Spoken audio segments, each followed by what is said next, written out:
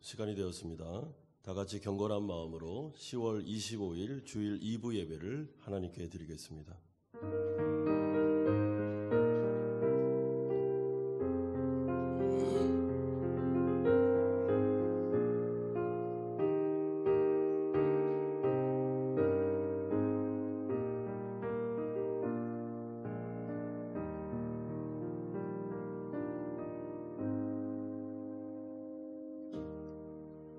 하나님이 우리에게 주신 것은 두려워하는 마음이 아니요 오직 능력과 사랑과 절제하는 마음이니 그러므로 너는 내가 우리 주를 증언함과 또는 주를 위하여 갇힌 자 된 나를 부끄러워하지 말고 오직 하나님의 능력을 따라 복음과 함께 고난을 받으라. 아멘.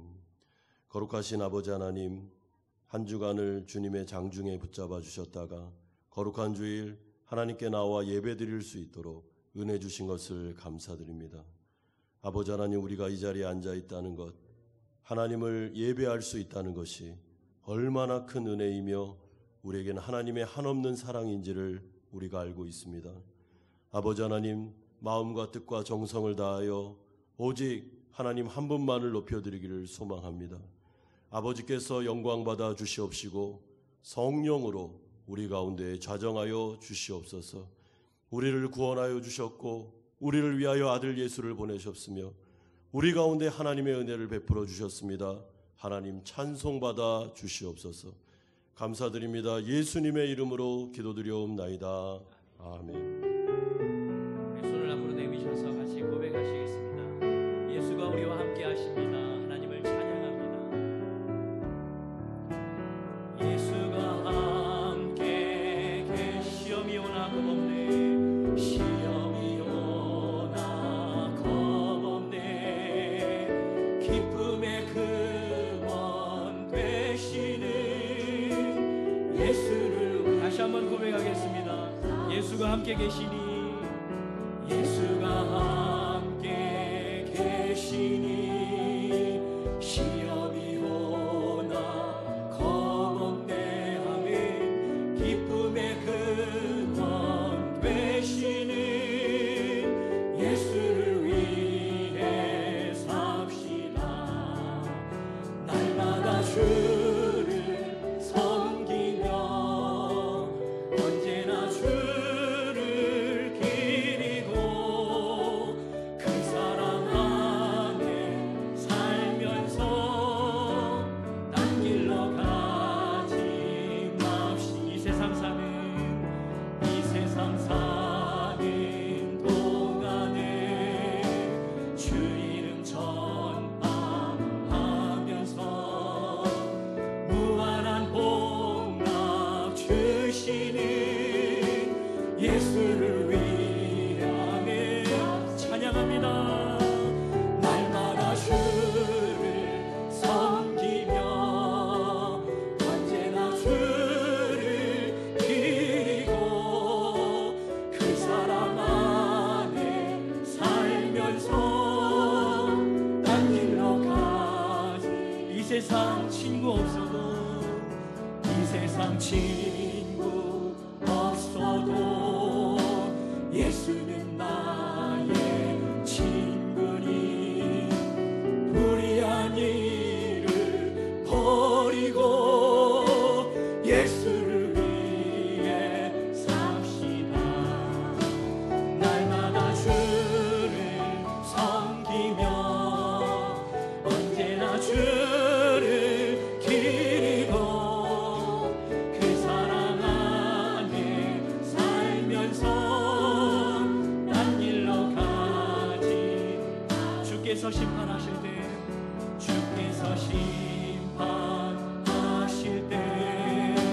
잘했다 칭찬하리니 이러한 상급 받도록 하면 예수를 위해 삽시다.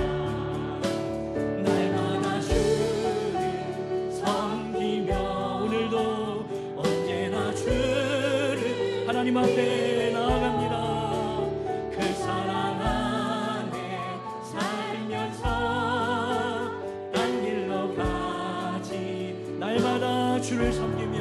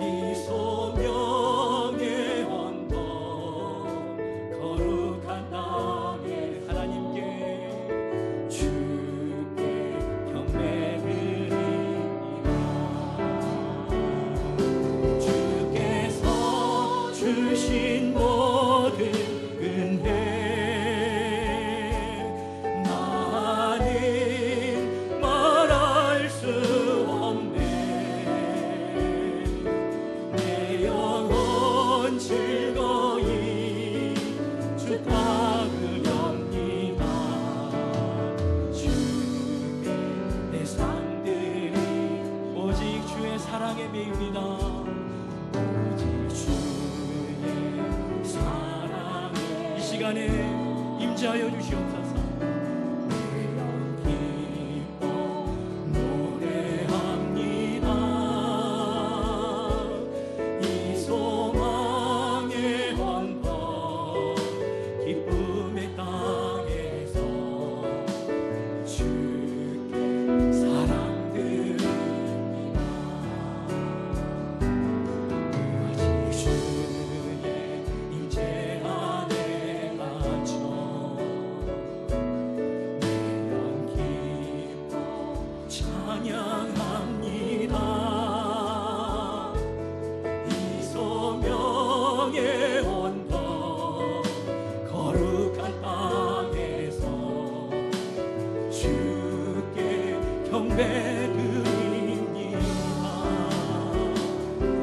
주께서 주신 모든 은 다 하나님의 은혜입니다.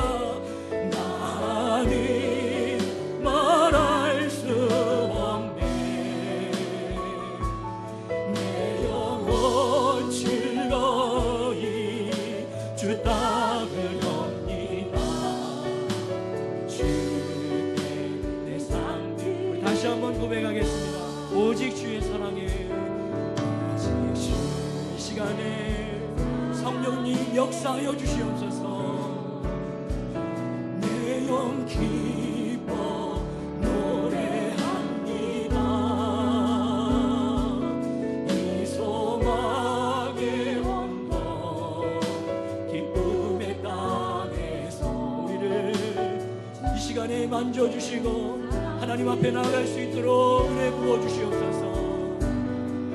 오직 주의 임재 안에 갇혀 내 영 기뻐 찬양합니다. 이 소명의 언덕 거룩한 땅에서 주께 이 시간 우리 다 같이 고백합시다. 하나님의 은혜입니다. 주께서 주신 모든 은혜 나는 말할 수 없네. 내 영혼 즐거이 주 따르렵니다. 주께 내 삶들 주께서 주신 모든 은혜 우리 자리에 일어나셔서 하나님 앞에 나아가시겠습니다. 하나님을 예배합니다. 나는 말할 수 없네. 내 영혼 즐거이 주 따르렵니다. 주께 내 삶들입니다. 이 시간 예배로 나가면서 함께 기도하겠습니다.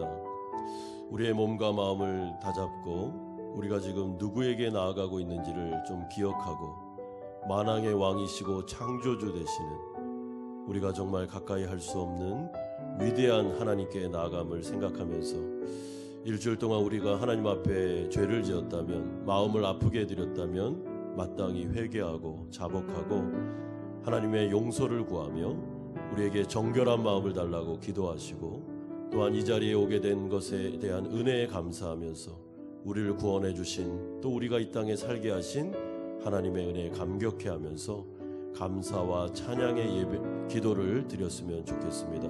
같이 한번 기도하겠습니다. 거룩하신 아버지 하나님 감사드립니다. 아버지 하나님 우리가 거룩하신 주님 앞으로 나왔습니다.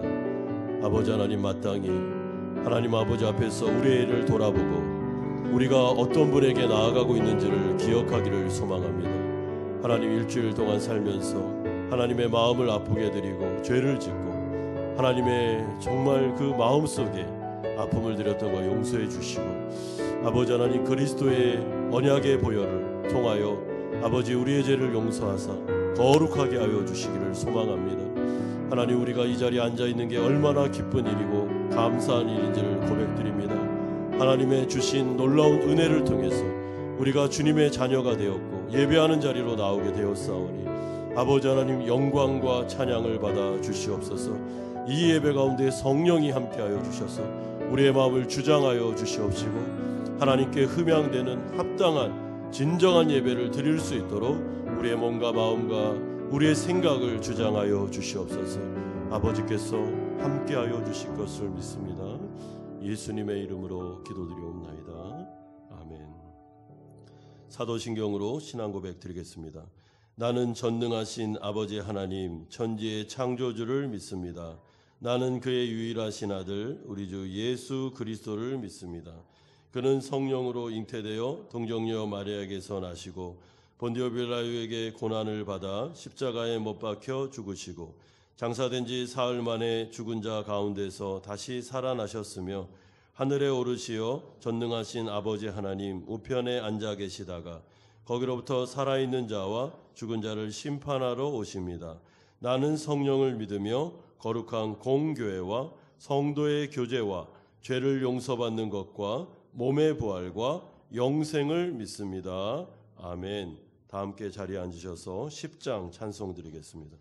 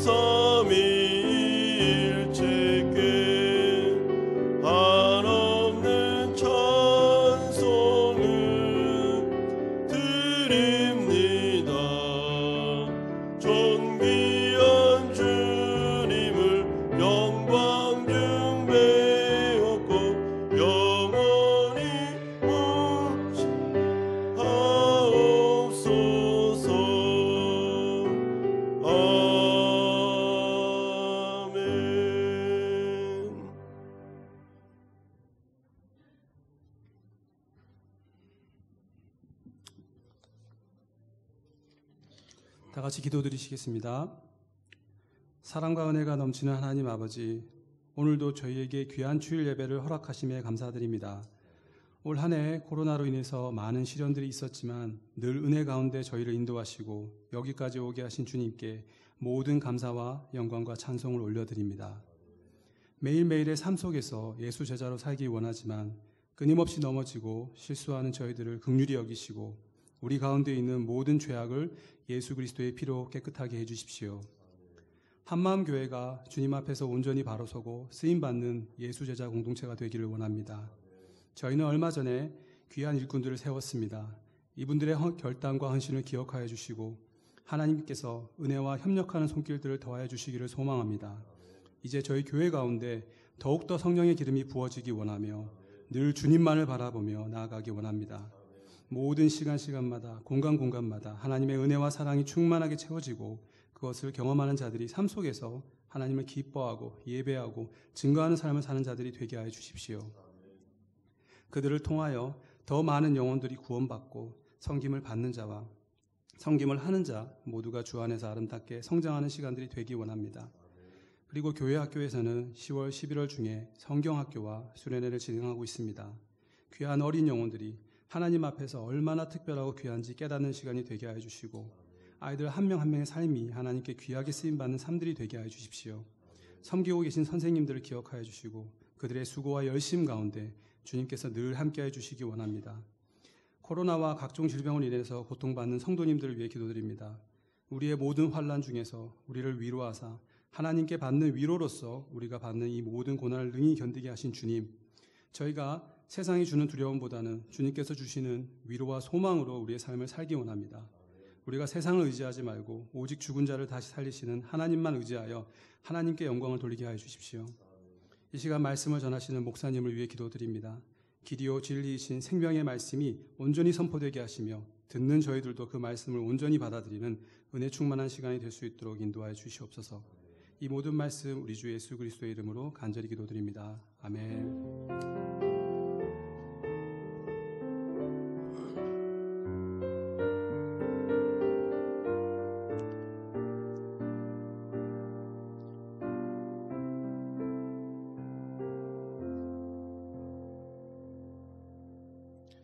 오늘 우리에게 주신 하나님의 말씀은 신약성경 로마서 9장 19절에서 33절까지의 말씀입니다.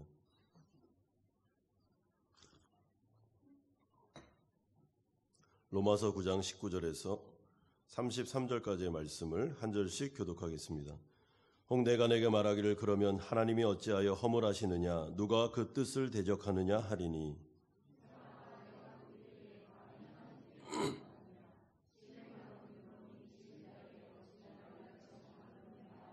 토기장이가 진흙 한 덩이로 하나는 귀 있을 그릇을 하나는 천 있을 그릇을 만들 권한이 없느냐.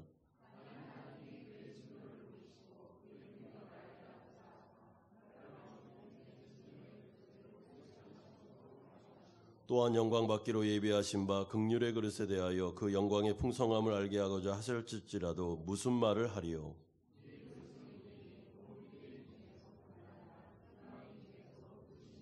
호세아의 글에도 이르기를 내가 내 백성 아닌 자를 내 백성이라 사랑하지 아니한 자를 사랑한 자라 부르리라.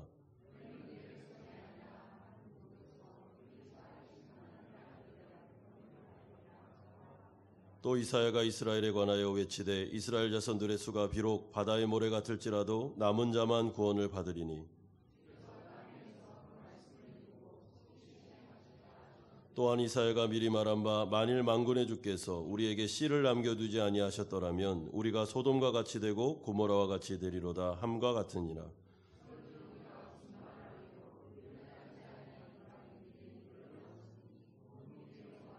의의 법을 따라간 이스라엘은 율법에 이르지 못하였으니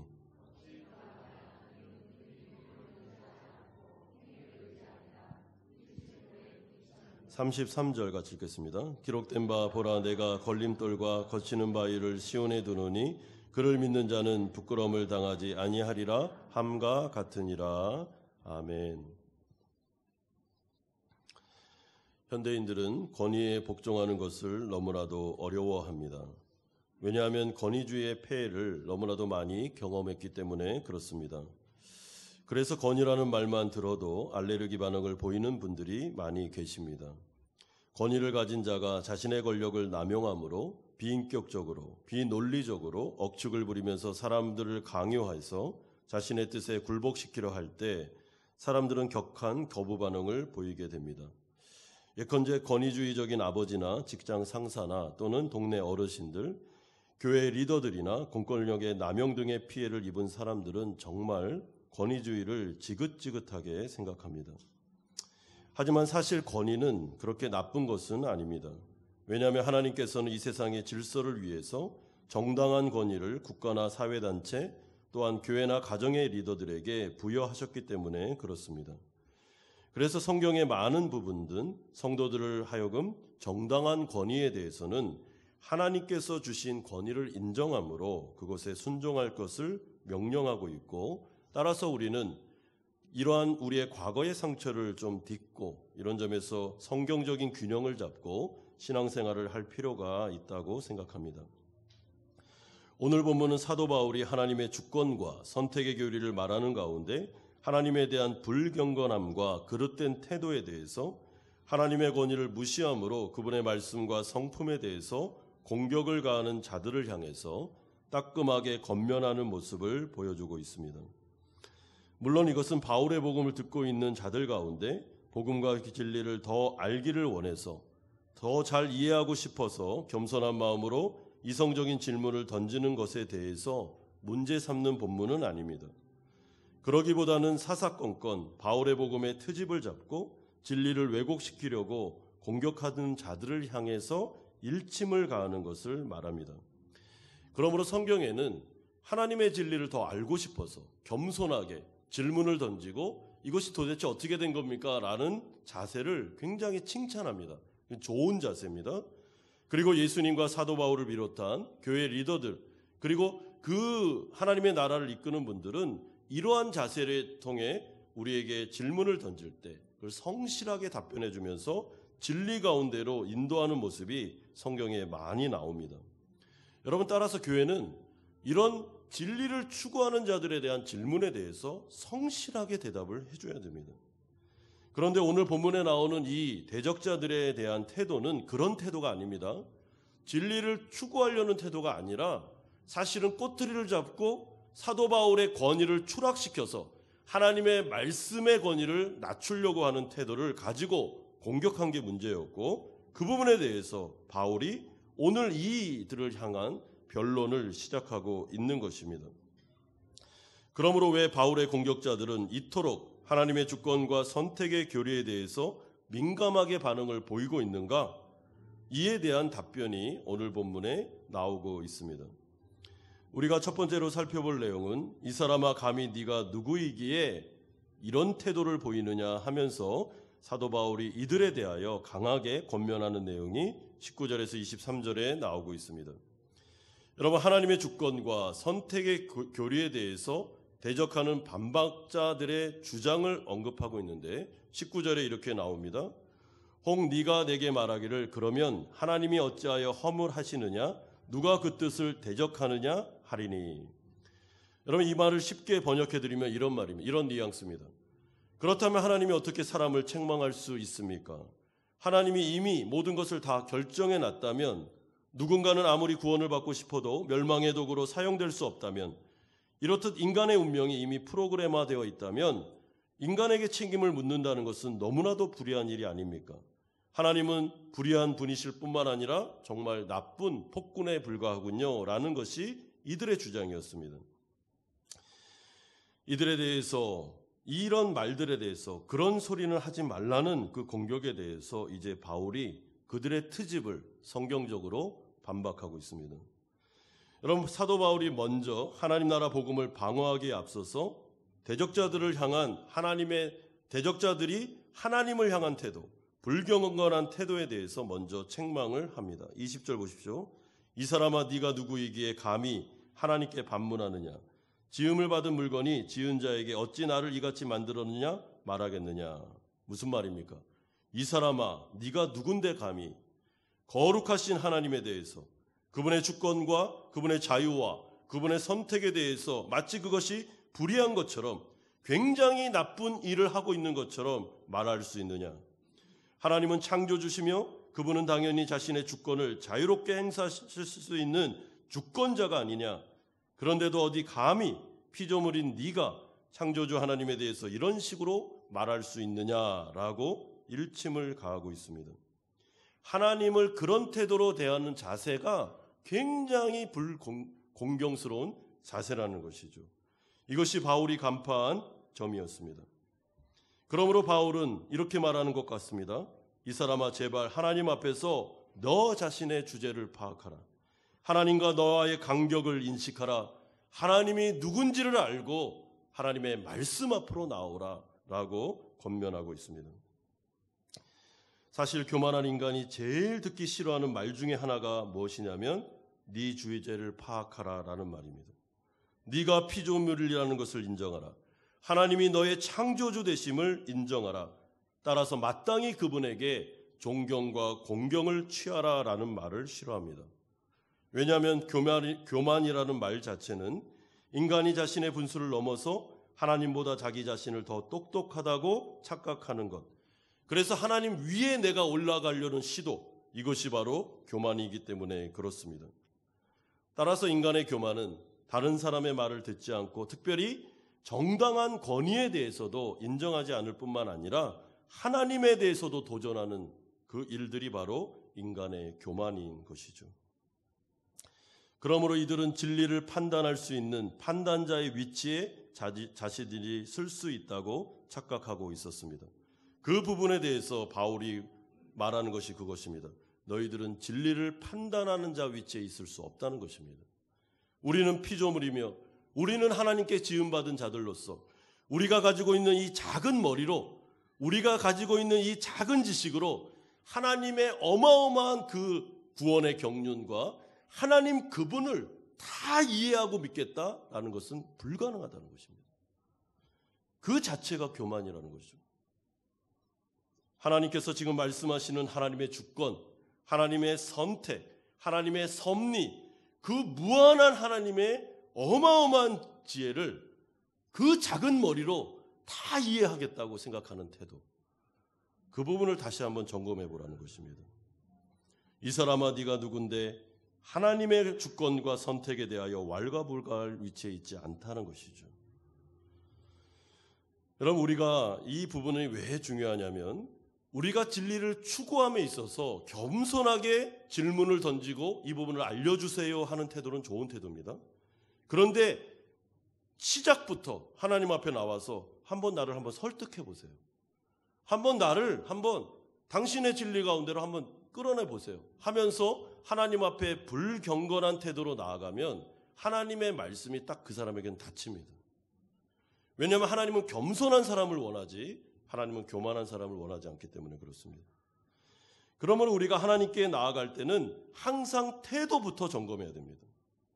예전에 왕정시대 때 한 나라의 그 주권자 된 왕 앞에 그 백성들이 나아갈 때는 정말 조심하게 나아갔습니다. 왜냐하면 그 사람에게 모든 권한이 부여되어 있기 때문에 그렇습니다. 자칫 잘못했다가는 그냥 사형에 처해질 수도 있기 때문에 조심하고 나아가죠. 그래서 나갈 때는 어떻게 합니까? 뒷모습을 보이지 않을 정도로 왕 앞에서는 굉장히 겸손한 태도로 뒤로 빠져나갈 정도로 조심한 태도를 보였습니다. 그런데 하나님 앞에서, 만왕의 왕 앞에서, 만주의 주 앞에서 우리가 하나님께 나아가는 태도를 한번 점검해 볼 필요가 있다는 것입니다.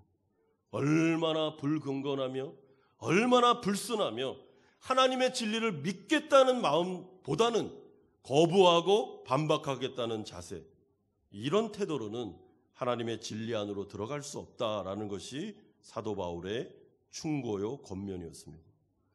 그리고 난 다음에 이제 하나님의 주권과 선택의 교리를 한 번 더 정확하게 설명해 줍니다. 21절 보십시오. 토기장이가 진흙 한 덩이로 하나는 귀 있을 그릇을, 하나는 천이 쓸 그릇을 만들 권한이 없느냐. 만일 하나님이 그의 진노를 보이시고 그의 능력을 알게 하고자 하사 멸하기로 준비된 진노의 그릇을 오래 참으심으로 관용하시고 또한 영광받기로 예비하신 바 긍휼의 그릇에 대하여 그 영광의 풍성함을 알게 하고자 하셨을지라도 무슨 말 하리요. 하나님이 주권자 되시고 만왕의 왕이신데 그분은 자신의 자유를 가지고 주권을 가지고 마음대로 행하실 수 없느냐. 이 부분에 대해서 무슨 말 하겠느냐 하는 것이 첫 번째 논증입니다. 그리고 난 다음에 21절에서 23절까지의 말씀 가운데 우리가 두 표현을 집중해서 보셔야 되는데, 하나는 진노의 그릇을 오래 참으심으로 관용하셨다는 표현이고, 두 번째는 영광받기로 예비하신 긍휼의 그릇이라는 이 두 표현을 잘 생각하셔야 됩니다. 무슨 말입니까? 하나님의 성품에 대해서 지금 대적자들이 무슨 얘기를 합니까? 하나님은 불의하시고 굉장히 폭군이고 어떻게 이런 식으로 우리를 대할 수 있어? 라는 말에 대해서 바울의 반박은 그분은 오래 참으시는 관용자시며 그분은 긍휼이 넘치시는 분이심을 먼저 전제로 말씀하고 있습니다. 따라서 하나님의 선택과 주권 교류에 있어서 방점이 찍혀야 되는 부분은 하나님은 불의하시다, 하나님은 사랑이 없다는 말이 아닙니다. 여러분, 하나님의 선택의 교리는 하나님의 자비와 긍휼과 은혜와 사랑의 밑바탕이 깔린 교리입니다. 굉장히 은혜스러운 교리입니다. 그러므로 바울이 지금 하는 말이 무엇입니까? 오래 참으심으로, 관용하심으로 긍휼이 풍성하셨기 때문에 선택의 교리가 나왔다라는 말을 해주고 있는 것이죠. 이게 무슨 말이죠? 인간이 죄를 짓고 전적으로 타락한 이후에 모든 인간은 고의적으로 하나님을 향해서 반역하고 대적했습니다. 이것이 바로 죄입니다. 하나님 앞에 교만하고 있습니다. 그런 현실 앞에서 죄의 싹은 사망이기 때문에 죄가 처리되지 않으면, 용서되지 않으면 이들의 운명은 영원한 멸망, 지옥으로 갈 수밖에 없게 되었다라는 것이 로마서 앞부분의 주장이었죠. 그러므로 이 세상에 태어난 모든 인간의 운명은 하나님 앞에 죄를 짓고 지옥으로 갈 수밖에 없는 처지. 이것이 바로 성경의 전적 타락의 교리입니다. 그런데 하나님은 오래 참으심으로, 관용하심으로, 하나님은 은혜와 긍휼이 너무나도 많으심으로 어떻게 해요? 남은 자들을 선택하셔서 그들에게는 아무 공로 없이, 아무 대가 없이 오직 예수 그리스도의 십자가 공로를 통해서 믿음으로, 은혜로 구원받는 일들을 하셨는데, 그렇게 선택하셨는데 이것이 바로 하나님의 오래 참으심, 관용하심, 긍휼히 여기심, 자비하심, 사랑과 은혜 때문이다라는 것을 이야기해 주는 것입니다. 따라서 우리가 이 선택의 교리를 들을 때 우리의 마음 가운데 울림이 있고 우리의 마음 가운데 감사의 마음이 있다면 그분은 이 은혜의 교리를 잘 이해하는 것입니다. 여러분, 신앙생활할 때 중요한 게 뭐냐면요, 하나님에 대한 상이 중요합니다. 이미지. 어떤 분들은 하나님의 이미지가 너무 안 좋습니다. 늘 하나님은 찡그려 계시고 화가 나 계시고 하나님은 늘 사람들을 괴롭히면서 우리를 힘들게 하는 분이야 라는 이미지를 가진 분들이 계십니다. 성경적인 이미지가 아닙니다. 이것은 나의 경험을 통해서, 예를 들어서 권위적인 아버지나 권위적인 직장 상사나 어떤 이런 이미지가 오버랩될 가능성이 많습니다. 이건 성경적인 이미지가 아닙니다. 물론 성경에는 하나님의 진노와 분노가 나와 있지만 그럼에도 불구하고 성경에 나와 있는 하나님의 이미지는 그 이미지를 잘 보여주는 것이 탕자의 비유입니다. 가산을 다 탕진하고 아버지의 재산을 가지고 도망쳐서 완전히 죄 가운데 빠져 사는 그 탕자, 자신의 둘째 아들을 향해서 긍휼이 풍성한 얼굴로 그를 끊임없이 오래 참으며 기다리시는 그분, 이것이 바로 성경에 나와 있는 하나님의 사랑, 하나님의 이미지죠. 그럼에도 불구하고 죄와는 타협하실 수 없는 하나님의 공의, 이 이미지가 성경에 나와 있는 하나님의 이미지입니다. 그런데 이 대적자들은 어떻습니까? 하나님에 대한 이미지가 어떻습니까? 너무 하나님은 폭군이고 정말 하나님은 나쁜 분이고 선택의 교리 그런 말 하지도 말고 정말 하나님은 나쁜 분이야, 이렇게 대적하니 바울의 마음이 어떻겠습니까? 말도 안 되는 거죠. 두 번째로 사도 바울은 구약 성경을 통해서 구체적으로 이것을 한 번 더 확증해 줍니다. 24절에서 29절이 나옵니다. 특별히 호세아서 1장 10절과 이사야의 말씀을 통하여 이제 하나님의 선택의 교리는 은혜의 교리라는 것을 우리에게 확증해 주는데, 전제 조건이 이사야의 말씀을 인용하고 있는 29절에 나옵니다. 여러분 29절을 주목하십시오. 제가 읽어드리겠습니다. 또한 이사야가 미리 말한 바 만일 만군의 주께서 우리에게 씨를 남겨두지 아니하셨더라면 우리가 소돔과 같이 되고 고모라와 같았으리로다 함과 같으니라. 만일 만군의 여호와가 우리를 내버려 두셨다면, 무슨 말이죠? 이사야 선지자가 지금 하고 있는 말이 무엇입니까? 만일 이스라엘 백성들이 고의로 우상 숭배하고 바알과 아세라를 섬기면서 하나님을 거부하고 이제 하나님 섬기지 않습니다, 하나님 우리 하나님 아닙니다, 나는 우상에게로 가겠습니다 라고 말했던 그 모든 이스라엘 백성들 그냥 내버려뒀다면 소돔과 고모라와 같았을 것이다. 이것이 바로 이사야 선지자의 예언입니다. 그리고 이것은 우리를 향한, 모든 인류를 향한 예언의 말씀이죠. 만약에 하나님께서 죄를 짓고 범죄한 죄의 노예 상태에 있는 우리를 그냥 내버려뒀다면, 어떤 액션을 취하지 않았다면 우리는 모두 다 소돔과 고모라와 같이 유황불로 심판받을 마땅한 자들입니다. 우리가. 이스라엘 백성들만 그런 게 아니라 우리가 다 그렇다는 것입니다. 그런데 하나님이 어떻게 하셨습니까? 27절 보십시오. 이스라엘 자손들의 수가 비록 바다의 모래 같을지라도 남은 자만 구원을 받으리니 주께서 땅 위에서 그 말씀을 이루고 속히 시행하시리로다. 25절에도 나오는데 호세아의 글에도 이르기를 내가 내 백성 아닌 자를 내 백성이라 사랑하지 아니한 자를 사랑하는 자라 부르리라. 호세아 선지자가 하는 말도 똑같습니다. 우상 숭배한 자들, 그렇게 선지자를 통해 부르고 불러도 우상 숭배하지 마라, 그럼 망한다 라고 말했음에도 불구하고 하나님의 언약을 어기고 끝까지 우상 숭배로 갔던, 그래서 하나님이 호세아를 통해서 내 백성 아니야, 이들은 정말 내 언약을 어긴 자들이야 하면서 말했던 그들에 대해서 하나님이 그냥 내버려 주셨다면 소돔과 고모라와 같을 그들의 운명을 참아보지 못하심으로 긍휼과 자비와 은혜가 풍성하신 하나님께서 그 가운데 남은 자들을 선택하여 그들에게 은혜를 주시고 구원의 역사를 이루어 주셨다. 남은 자들을 향해서 내 백성이다, 내가 사랑하는 백성이라고 말해주신 그 하나님의 사랑과 자비에, 이것이 바로 남은 자 사상, 선택의 교리에 있는 풍성함이다라고 말하는 것입니다. 그러므로 하나님은 선택하신 그 남은 자들에게 26절과 같은 복을 주십니다. 너희는 내 백성이 아니라 한 그곳에서 그들이 살아계신 하나님의 아들이라 일컬음을 받으리라. 사랑하는 성도 여러분, 남은 자, 은혜의 자리, 23절에 표현된 긍휼의 그릇, 이것은 누구를 포함하고 있습니까? 지금 사도 바울이 복음을 증거하고 있는 이방인들과 유대인들, 그 가운데 예수님을 믿고 구원받은 그 하나님의 성도들을 다 포함하고 있습니다. 1차적으로는. 여러분, 이방인들은 어떤 사람들입니까? 하나님을 거부하고 우상 숭배했던 자들이죠. 그런데 하나님의 은혜로 사도 바울이 복음을 증거했을 때 하나님의 놀라우신 작정하심과 선택을 통해 그들을 부르시고 하나님 나라 백성 삼으셨습니다. 긍휼의 표현이었습니다. 2차적으로 이 하나님의 선택 가운데 우리가 포함되어 있습니다. 지금 이 자리에 앉아 계신 우리 성도님들, 주 예수 그리스도를 믿고 구원받은 우리가 이 남은 자에 포함되어 있으며 긍휼의 그릇이라는 것입니다. 여러분, 우리를 한번 생각해 볼까요? 우리 대한민국은 어떤 나라였습니까? 하나님을 알지 못하고 미신과 음행과 그 모든 것에 빠져 살았던, 하나님을 거부하고 산신령을 믿거나 태양을 믿거나 했던 민족이 우리 민족 아닙니까? 거기에 우리가 포함되어 있지 않았습니까? 하나님께서 만약에 선교사를 보내지 않고 만약에 대한민국을 그냥 내버려 두셨다면 우리가 이 자리에 앉아 있겠습니까?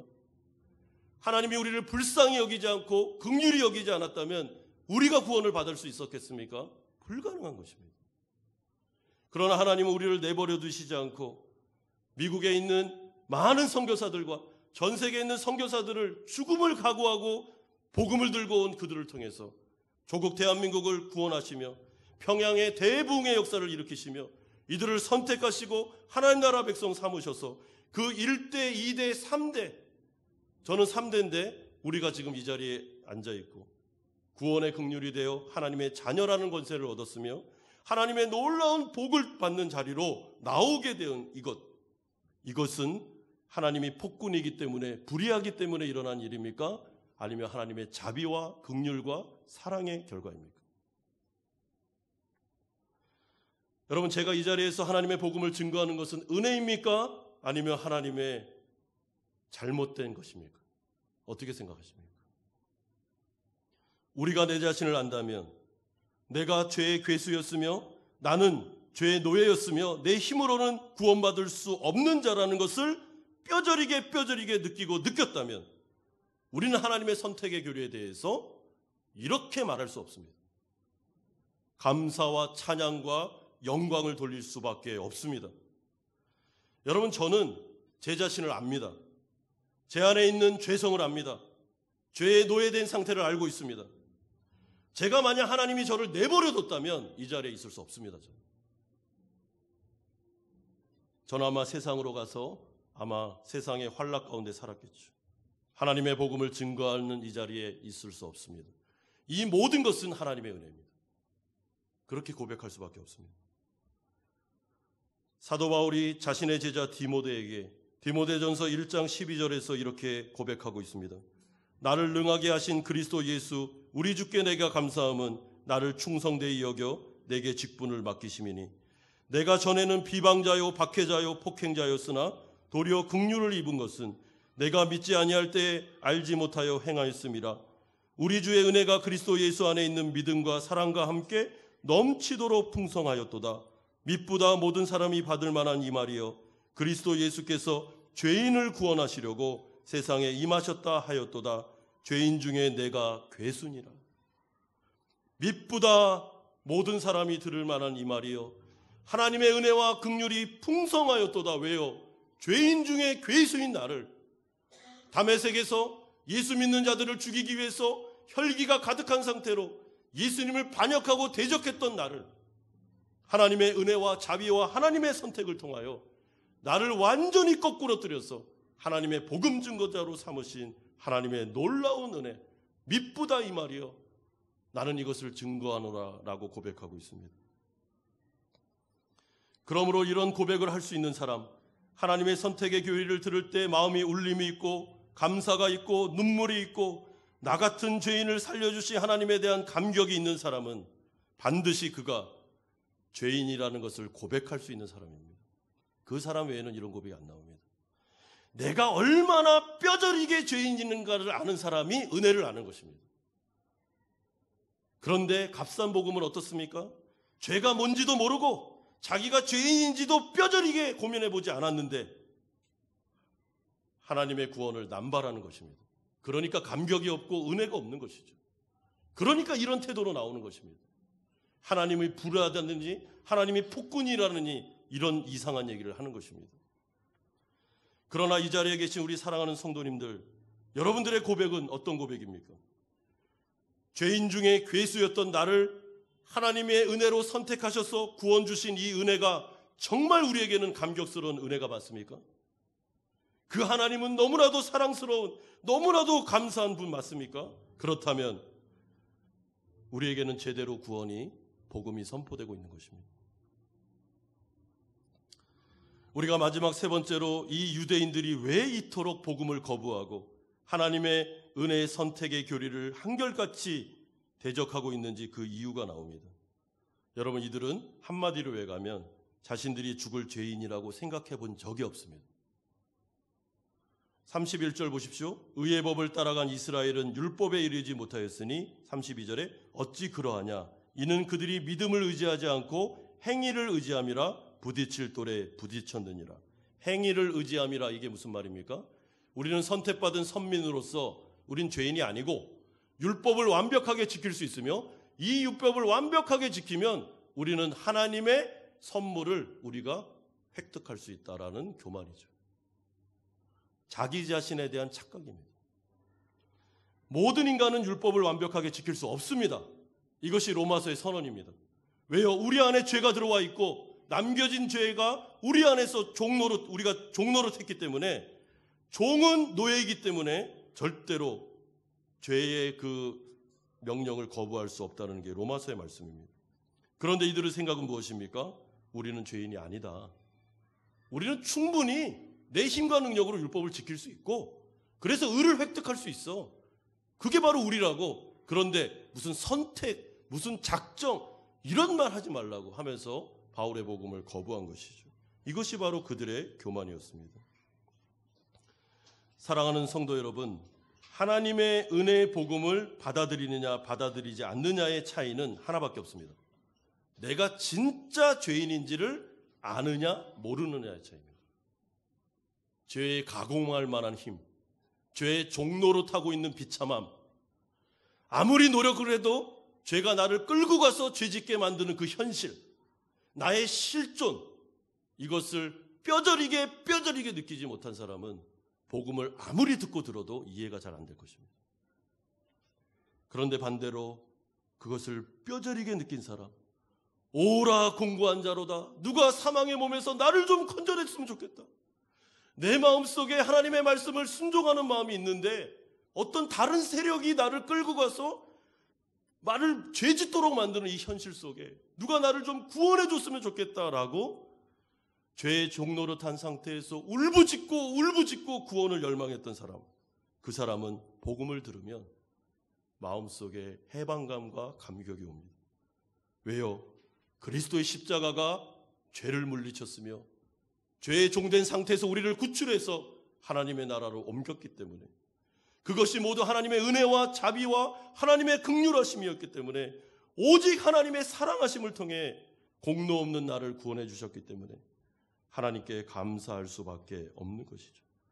그래서 복음을 들으면 감격해하고, 복음을 들으면 눈물을 흘리고, 복음을 들으면 하나님 앞에 나와 예배할 수밖에 없는 것, 이것이 바로 겸손한 사람의 태도가 아니겠습니까? 사랑하는 성도 여러분, 로마서의 말씀이 우리에게 하시는 말씀이 무엇입니까? 하나님 앞에서 바른 태도를 취하라는 것입니다. 하나님이 어떤 분이신지를 기억하라. 하나님의 말씀을 들을 때 그분은 창조주며 우리가 피조물이라는 것을 인식하라. 내 작은 머리로 하나님의 모든 진리를 다 이해하고 믿겠다, 불가능하다는 것을 인정하라는 것입니다. 그러면 하나님에 대한 바른 태도가 무엇입니까? 겸손하게, 공손한 태도로, 하나님, 저는 피조물입니다. 저는 죄인입니다. 저에게 말씀하여 주옵소서. 제가 듣겠습니다. 하나님, 이해가 되지 않지만 하나님을 경외하는 마음으로 주님의 말씀을 내 마음에 받아들이겠습니다. 하나님의 위대한 복음, 나의 복음이 되기를 소망합니다. 그 사람에게 구원이 바랍니다. 저는 이 로마서를 설교하면서 제 마음속에 기대와 소망이 하나 있는데, 그것은 이 위대한 복음이 아직도 예수를 믿지 않는 분들에게 다가가 그들의 마음속에 열매 맺어 하나님의 구원이 이루어지기를 소망하는 마음으로 설교하고 있습니다. 지금은 은혜의 시대입니다. 성령의 시대입니다. 로마서 10장에서 말씀하는 것처럼 누구든지 주의 이름을 부르기만 하면 구원을 받을 수 있는 시대입니다. 누구든지 부르짖기만 하면 됩니다. 주 예수의 이름을 부르기만 하면 다 구원을 주는 은혜의 시대입니다. 지금 이 은혜의 시대를 놓치면 그때부터는 긍휼이 없는 심판의 시대로 갈 것입니다. 사랑하는 성도 여러분, 로마서의 이 복음이 내 귀에 들려지고 있고 나에게 설교되어지고 있고 내가 이 말씀을 듣고 있다는 것이 얼마나 중요한 기회이며 구원받을 수 있는 놀라운 순간인지를 기억하십시오. 그리고 생각하십시오. 하나님 앞에서 겸손하게 무릎을 꿇으십시오. 그리고 믿음으로 다가가십시오. 내가 죄인임을 고백하십시오. 나에게 은혜를 달라고 예수의 이름을 부르십시오. 그 사람에게는 구원이 임합니다. 너와 내 집이 구원을 받으리라, 이 놀라운 약속이 그 겸손한 복음을 듣는 자들에게 임하게 될 것입니다. 이런 은혜가 우리 사랑하는 성도들에게, 또한 아직도 예수를 믿지 않는 분들에게, 호치민에 있는 많은 예수 믿지 않는 베트남인들에게 임하기를 주님의 이름으로 축원드립니다. 같이 한번 기도하는 시간을 갖겠습니다. 우리 첫 번째로 같이 한번 기도할 때, 여러분, 이 복음은 나에게 정말 감사의 복음입니까? 내가 구원받은 것은 은혜 중에 은혜입니까? 내가 하나님의 자녀가 되어서 천국 백성이 된 것이 은혜 중에 은혜입니까? 그러면 마땅히 감사하셔야 됩니다. 마땅히 찬송하셔야 됩니다. 마땅히 예배하셔야 됩니다. 두 번째는, 아직도 예수님 믿지 않는 분들이 계십니까? 은혜의 시대에, 복음이 선포되고 있는 이 시대를 놓치면 긍휼 없는 심판의 시대로 가게 됩니다. 이 기회를 놓치지 않도록 기도해 주셔야 됩니다. 나의 남편, 나의 아내, 나의 자녀, 나의 이웃, 정말 이 마음을 가진 자들이 선교사로 나가야 되고 복음 증거자가 되어야 됩니다. 영혼들이 죽어가는데도 나는 그냥 팔짱 끼고 내 일상을 살아갈 수 없습니다. 복음을 증거하셔야 됩니다. 우리 아직 믿지 않는 분들을 위해서 우리 교회 안에 모든 분들이 다 구원받을 수 있도록 이 시간에 같이 한번 기도하겠습니다. 거룩하신 아버지 하나님, 감사드립니다. 하나님의 놀라운 복음이 우리 가운데 선포되고 있습니다. 하나님의 은혜와 자비하심, 긍휼하심을 통해 죄인 중에 계수였던 우리를 아버지 하나님 구원하여 주시고, 아들 예수를 이 땅 가운데 보내셔서 십자가에 돌아가시게 하시고, 아버지 하나님 그 피를 흘리게 하셔서 핏값으로 우리를 사시고, 오직 은혜로, 오직 공짜로, 오직 선물로 우리에게 이 위대한 복을 주심을 감사드립니다. 아버지 하나님 영광 받아 주시옵소서. 아버지 하나님 찬송 받아 주시옵소서. 우리는 마땅히 예배의 자리로 나아가는 것이 너무나도 당연한 일임을 고백드립니다. 그러나 아직 예수님을 믿지 않는 분들이 계십니까? 우리 가족 안에 그런 분들이 계십니까? 우리의 이웃 안에 그런 분들이 계십니까? 이 베트남 안에 그런 영혼들이 있습니까? 아버지 불쌍히 여겨 주시옵소서. 나만 구원받으면 된다는 그런 교만한 마음, 이기적인 마음을 버리고 아버지 이 복음을 증거하게 하여 주시고 마땅히 하나님 앞에 나와 은혜의 시대에, 성령의 시대에 다 구원받을 수 있도록 은총 내려 주시옵소서. 이 말씀이 역사하여 주시옵소서. 이 노마서의 말씀이 우리 가운데 우리의 심장을 꿰뚫을 수 있도록 은혜 내려 주시옵소서. 거룩하신 주님, 우리가 어찌하다 이 자리에 앉아 있습니까? 죄인 중에 괴수였던 우리가 어떻게 하다 하나님의 은혜를 받게 되었습니까? 하나님의 놀라운 복이 우리에게 임한 것으로 인하여 감사드립니다. 우리가 한 것이 없습니다. 오직 하나님의 은혜와 긍휼하심입니다. 아들 예수를 이 땅 가운데 보내셔서 우리를 위해 십자가에 못 박히시고 모든 피를 다 쏟으시면서 우리를 그 값으로 사셔서 공짜로 우리에게 이 복을 주셨습니다.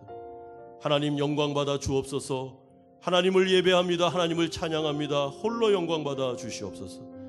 그러나 하나님 아직도 이 은혜의 시대에 예수를 믿지 않고 복음을 거부하며 이 은혜 자리에서 벗어나고 있는 자들이 있습니다.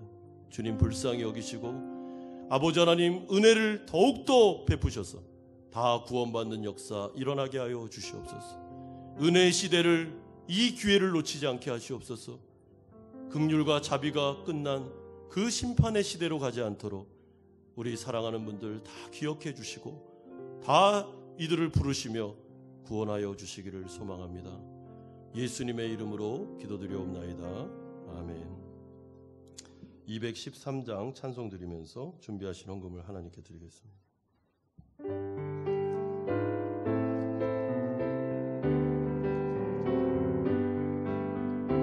나의 생명 드리니 주여 받아 주셔서 세상 살아갈 동안 찬송하소서.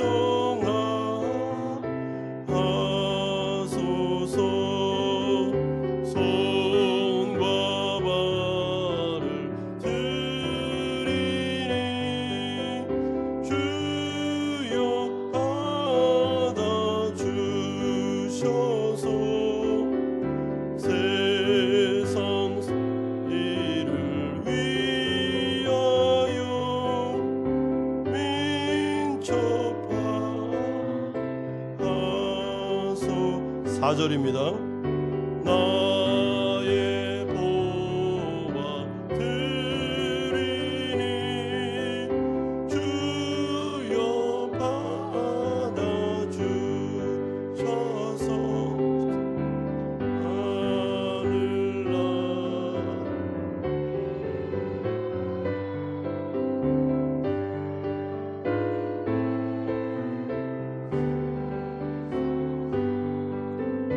나의 시간 드리니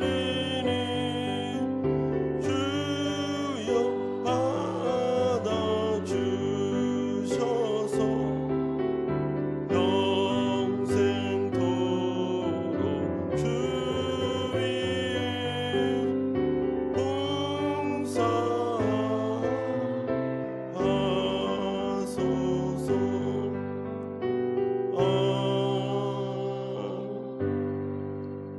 거룩하신 주님, 영원히 멸망받을 수밖에 없었던 우리들을, 소돔과 고모라와 같은 운명에 처했던 우리들을 긍휼히 여기셔서 오직 예수 그리스도의 공로를 통하여 구원하여 주신 것을 감사드립니다.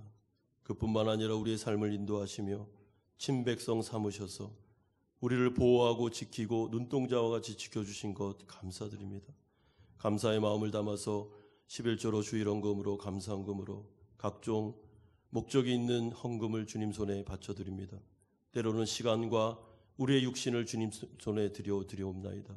받으시고 흠양하시며 하나님의 나라를 위해서 아름답게 사용하여 주시기를 소망합니다. 우리 사랑하는 성도들의 인생을 주장하시되 특별히 코로나 같은 어려운 상황 속에서도 이들의 직장과 사업장을 붙잡으셔서 하나님의 기적을 경험하게 하여 주시옵소서. 우리를 주장하고 이끌어 가시는 하나님을 경험하게 하여 주시옵소서. 고군분투하고 있는 우리 사랑하는 남자 성도님들, 또한 우리 여자 성도님들 다 붙잡아 주시고 하나님 위로하여 주시기를 소망합니다. 우리 사랑하는 자녀들 중에 외국에 나가 있는, 군에 나가 있는 자녀들이 많이 있습니다. 부모를 떠나 살아가는 그 삶의 현장 속에 이들을 지키고 보호하셔서 아버지 영육간에 강건하게 하시며 창조주를 기억하는 자녀들 다 되게 하시고 안전사고 일어나지 않도록 하나님께서 강하게 붙잡아 주옵소서. 호치민에 있는 자녀들도 학업에 잘 임하고 교회 생활 잘함으로 하나님께 영광 돌리게 하여 주시옵소서. 우리 성도들 중에 몸이 연약한 분들이 많이 계십니다.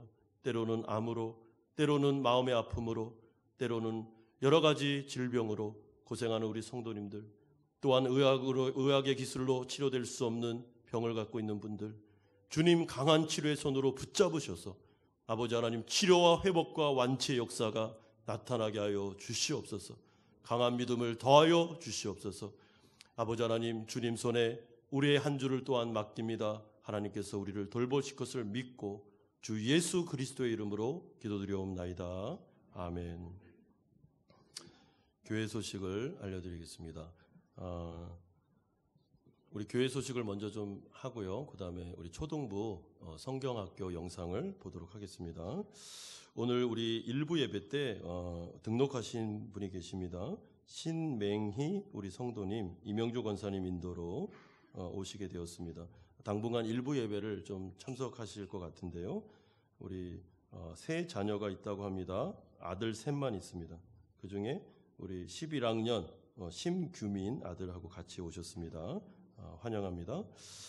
2020년도 후반기 세례 입교 유아 세례 학습 예식 일정이 나와 있습니다. 잘 보시고 교육과 문답 일정 확인하셔서 신청해 주시기를 부탁드리고 11월 15일 추수감사 주일날 성찬식이 같이 있다는 것 기억해 주시면 감사하겠습니다. 피트자 교육이 진행되고 있습니다. 6번째 만남 장로반, 안수집사반 나눠서 하고 있습니다. 내용과 날짜 잘 확인해 주셔서 다 참석해 주시면 감사하겠습니다. 바쁜 일정 가운데도 우리 피택자들이 힘을 내고 훈련을 잘 임하고 그리고 교육을 잘 받고 계십니다. 특별한 사정이 없는 한 다 전원 지금 출석하고 계십니다. 너무 감사드리고 우리 성도님들 꼭 기도해 주셔서 우리 교회 리더십들이 잘 세워질 수 있도록 해주시면 감사하겠습니다. 교육부 수련회 광고입니다. 중고등부 수련회 일정이 나왔습니다. 11월 13일 금요일, 14일 토요일 1박 2일로 투둑 골프장에서 하게 되겠습니다. 성도님들의 많은 기도와 후원 부탁드립니다. 유아유치부, 유년부, 초등부, 성경학교가 은혜 가운데 마쳤고 유년부는 오늘까지 마지막 오늘 유년부가 하고서 성경학교가 마무리되겠습니다. 수고하신 선생님들과 물질과 기도로 후원해 주신 성도님들께 감사드립니다. 영적 성장학교 광고입니다. 2021년도 매일 성경 신청을 받습니다. 2021년 내년부터는 매일 성경이 의무화됩니다. 정교인. 그래서 전체 다 신청하시면 좋겠습니다. 우리 목장에서는 이 매일 성경을 좀 하실 수 있도록 저희가 체크하고 새벽 예배 때는 매일 성경으로 진행이 됩니다. 그래서 내년부터 말씀 묵상을 강화합니다. 우리 교회가 의무화했다는 걸 기억하고서 다 신청해 주십시오. 보시면 이제 우리 그 책값하고 항공료 배송료가 같이 붙어 있습니다. 배로 붙이니까 자꾸 시간이 늦어서 항공을 통해서 우리가 받게 되는데 그래서 1년치 금액입니다. 지금 나와 있는 금액은 박미 집사님과 임지연 집사님에게 신청해 주시면 되겠습니다. 그래서 묵상 세미나가 11월 말에 항존직 수련회 때 묵상 세미나를 리더십을 통해서 하고요. 그 다음에 이분들이 3월 말에 정교인 그 묵상 세미나를 할 텐데 그때 우리 항존직들이 리더가 되셔서 우리 성도님들이 묵상을 하실 수 있도록 교육하는 일정을 마련하고 있습니다. 참고하시면 되겠습니다. 지난주에 노창석, 윤미 성도님, 우리 세 자녀 유나, 윤호, 윤정 교회 등록하셨습니다. 주님의 이름으로 환영합니다. 초등부 우리 성경학교 영상 같이 보겠습니다.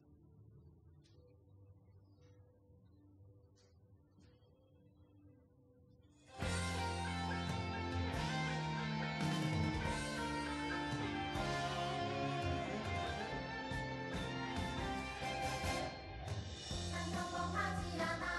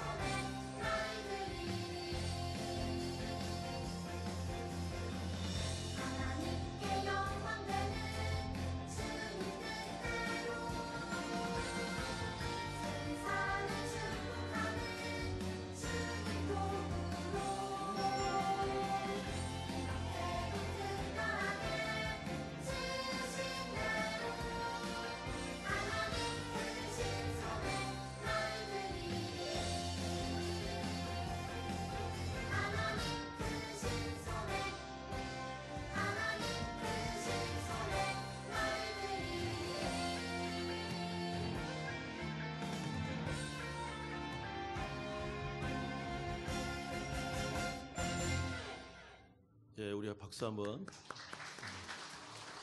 우리 초등부가 1박 2일로 처음으로 밖에 나가서 성경학교를 했는데 너무 좋았던 것 같습니다.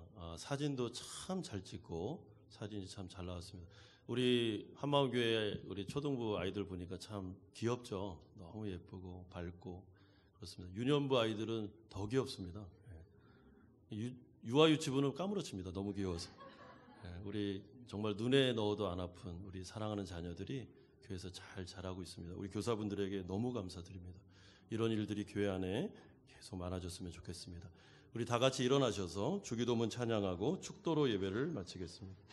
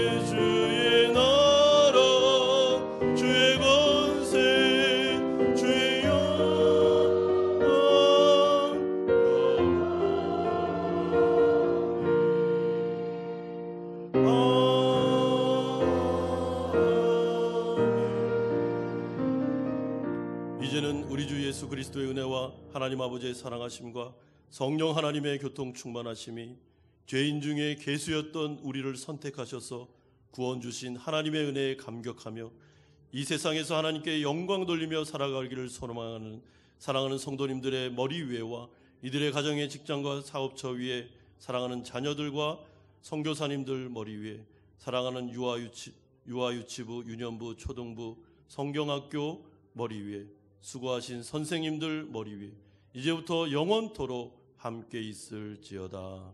아멘.